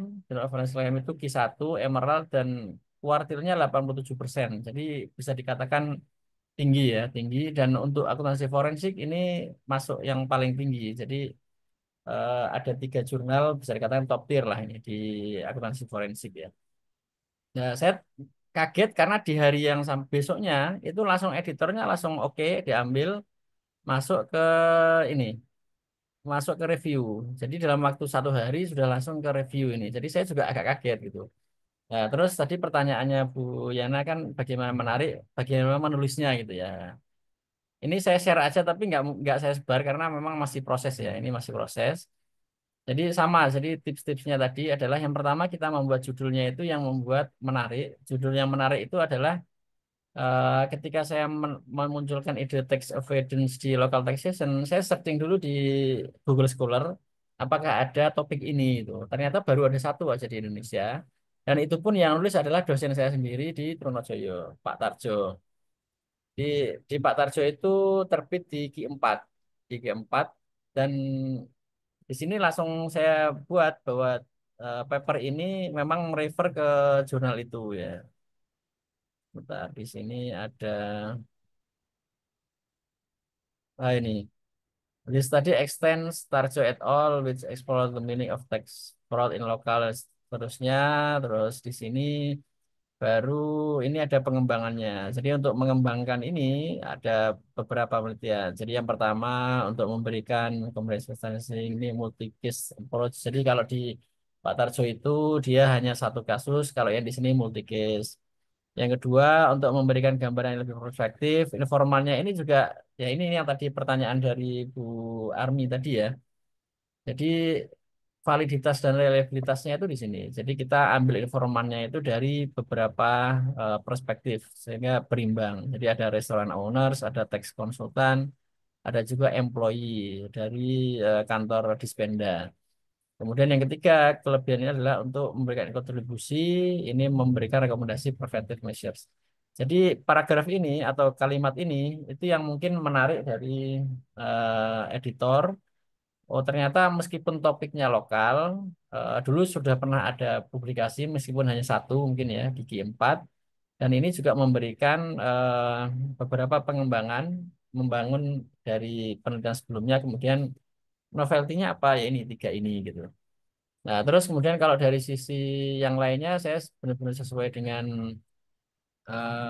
apa namanya eh, gaya selingkungnya jurnal CFC karena saya sudah pernah berhasil publikasi satu, jadi saya juga sama. Jadi kata-kata seperti the study aims, kemudian the study, the identifies, contributes, jadi kita sesuaikan. Terus yang menarik lagi di Journal of Financial Crime ini, saya dapat informasi dari ini beberapa teman bahwa saat ini kan sudah menerima kualitatif ya. Jadi 2 tahun sebelumnya itu kalau nggak salah hanya kuantitatif, sekarang kualitatif. Jadi saya coba ke sini. Kalau yang lainnya ya mungkin sama ya. Jadi ini kita harus di introduction-nya, kita harus fenomenanya harus kuat. Misalnya di sini ini dari CFE menjelaskan tentang tax avoidance. Jadi ada tax fraud itu ada tax avoidance sama tax evasion kita jelaskan. Terus tax evasion banyak yang sudah meneliti gitu ya. Tapi tax avoidance masih sedikit, khususnya yang terkait dengan regional. Terus kemudian ini yang penting lagi juga fenomena. Fenomenanya di sini saya cantumkan ini. Nah, studies on local taxes remain more limited ini. Jadi fenomenanya itu di Malang ya. Waktu itu saya tulis di Malang ada kerugian 40 juta, kemudian ada di Bandung, ada di Bandar Lampung. Lah, ini saya fenomenanya itu karena memang belum ada literaturnya, saya menggunakan berita. Jadi itu mungkin salah satu tips juga ya ketika misal kita nggak mendapatkan literatur sebelumnya, kita bisa menggunakan berita-berita. Ini juga berita yang saya pakai. Terus ini juga undang-undangnya dari sisi undang-undang itu seperti apa. Jadi di introduction itu kita bisa memberikan informasi yang memang sejelas-jelasnya dan menarik gitu.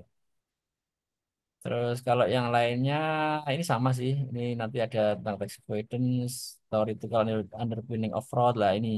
Ini karena kita Journal of Financial Crime terkait dengan fraud, maka harus ada informasi tentang teorinya. Terus ini regulasi, metodenya ini juga kita jelaskan secara jelas. Ini, jadi triangulasinya itu adalah ini. Ownernya itu ada tiga restoran.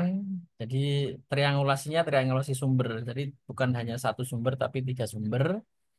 Kemudian ini ada tax konsultan, jadi orang yang memahami tentang terkait peraturan dan employee of the revenue ini adalah yang pejabatnya atau pegawai dari kantor pajaknya. Jadi ini validitas dan reliabilitasnya tercapture dari informan ini. Kalau risetnya ini saya pakai ini sih interviewnya kita sampaikan. Jadi ini terkait dengan jadi mungkin kalau saya anggap mungkin gini ya, menariknya ini adalah karena belum banyak literatur atau mungkin eh, buku atau mungkin ini ya informasi terkait dengan tax avoidance khususnya di local government ya. Jadi ini terkait dengan jadi apa sih yang menyebabkannya terkait tax avoidance ini restoran entrepreneur understanding, kemudian ini tentang cost motivationnya, ini ternyata ada high tax burden, terus low profit margin, dan semua yang kita tuliskan itu adalah mengcapture dari interview dan observasi. Dan semuanya sih, itu mungkin Bu Yana contohnya. Siap, Pak. Siap, siap. Iya, Keren, keren. Semoga kita bisa ngikut ya, Pak. Nyusul ya. iya, amin. Bu Yana udah banyak juga kok aplikasinya ya, Bu Yana. Scopusnya yang kurang, Pak. Harus ditambah. Iya, Bismillah, Bismillah. Baik, iya, Pak. Sukses selalu, Pak iya, Nanang. Terima amin, kasih amin. pencerahannya. Terima kasih, Pak Aras. Silakan. Ya, terima kasih Mbak Ibu Yana dan Mas Nanang. Baik, Bapak Ibu masih ada yang ingin sharing dan bertanya kepada narasumber kita?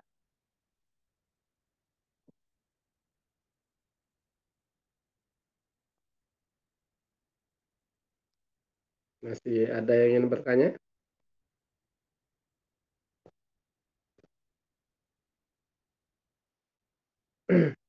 Baik, ini mungkin sebelum ini pertanyaan terakhir dari saya, Mas Nanang. Paras ya. Sharing di dalam menentukan jurnal tujuan, Mas Nanang, kira-kira ada tip khusus dari Mas Nanang di dalam menentukan jurnal tujuan bahwa kira-kira seperti ini yang jurnalnya, misalnya taruhlah misalnya tadi tax avoidance itu eh, kemudian diputuskan untuk terbit di jurnal tujuan itu seperti apa? Apakah ada apa kesesuaian, misalnya kalau seperti ini nanti akan pasti diterima seperti itu. Dengan pengalaman yang sudah banyak menerbitkan di jurnal itu. Saya kira itu Mas Nan. Ya, makasih Pak Aras. Jadi sesuai dengan yang di slide tadi sampaikan juga, memang menentukan jurnal itu sangat penting. Ibaratnya mencari jurnal itu mencari jodoh ya mungkin ya. Kalau saya bilang begitu. Karena kalau kita nggak nemu jodohnya, biasanya langsung reject inappropriate gitu. Jadi paling banyak. Dan saya mungkin totalnya bisa lebih dari 30 rejection ya. Dari beberapa apa namanya jurnal saya yang langsung diterima itu Ponzi scam itu langsung diterima nggak pakai rejection. Kemudian kalau yang di Journal of Financial Crime itu justru ini saya sudah pernah submit di Hmm. JFC, kemudian di reject. Nah, saya ada satu tips lagi mungkin ya. Tipsnya itu ternyata judul itu pengaruh. Jadi judulnya itu cuma saya rubah aja, yang awalnya the analysis menjadi the examination, ternyata lolos dan sampai accepted. Jadi Di jurnal beberapa yang sama, di Mas judulnya Nanang ya? sama, betul judulnya sama. Isinya nggak saya rubah sama sekali. Hanya yang judulnya awalnya itu kan the examination of managers apa tadi. Jadi itu awalnya the analysis. Analisis, saya ganti examination ternyata malah lolos. Kemudian contohnya yang backpacker umroh ya. Backpacker umroh itu banyak yang udah saya submit, di reject. Kemudian ternyata dapat jodohnya di tourism antropologi. Ya tadi, jadi untuk menentukan jurnal itu cari mencari jodoh, caranya yang pertama adalah kita cari aims dan scope-nya, bidang studinya. Awalnya, jadi jangan sampai kita memaksakan karena kita akuntansi harus bisnis manajemen itu jangan memaksakan. Karena dan ternyata di UNER pun dulu kan informasi yang saya dapatkan tuh kita harus bidang studinya harus sama itu. Ternyata setelah saya lakukan coba-coba itu diterima di antropologi, tourism antropologi, dia kan social science. Ternyata boleh gitu, karena akuntansi itu kan social science.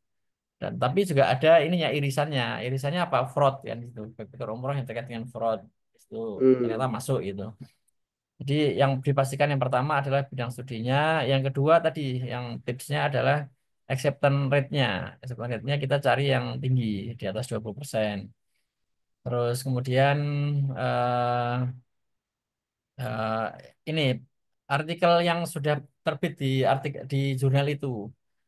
Jadi kalau kita Hmm. misalnya mau sampai jurnal di topik kita, kan kita punya referensi kan, referensi. Pada saat kita nulis itu ada referensi-referensi lah. Kita cari di salah satu referensi kita itu. Nah, dan kenapa saya di Journal of Financial Crime? Karena sejak S2 dulu, karena akuntansi forensik, banyak memang yang kita pelajari jurnal itu. Makanya saya tuh semacam punya ambisi ya, waktu masuk di S3 ini ambisi ya harus terbit di situ. Dan alhamdulillah, Menakjubkan. ya alhamdulillah bisa terbit gitu. Itu satu pencapaiannya alhamdulillah dan sampai pembimbing saya di S2 dulu, kan saya ini ya upload di Facebook, langsung ngucapin selamat itu. Oh ternyata bisa gitu. Karena memang jurnal-jurnal itu yang selama ini kita pelajari. Itu Pak Aras. Jadi seperti cari jodoh lah. Cari jodoh itu kadang Ya, cocok, kadang enggak. Tapi kalau udah cocok itu tulisan kita yang kayak tadi misalnya, yang tax ya, avoidance itu kan sebetulnya kan saya pesimis gitu. Ternyata ya alhamdulillah mudah-mudahan bisa accepted lah gitu. ya. Baik, Mas Nanang, mungkin yang lain Bapak Ibu masih ada yang ingin sharing ke Mas Nanang.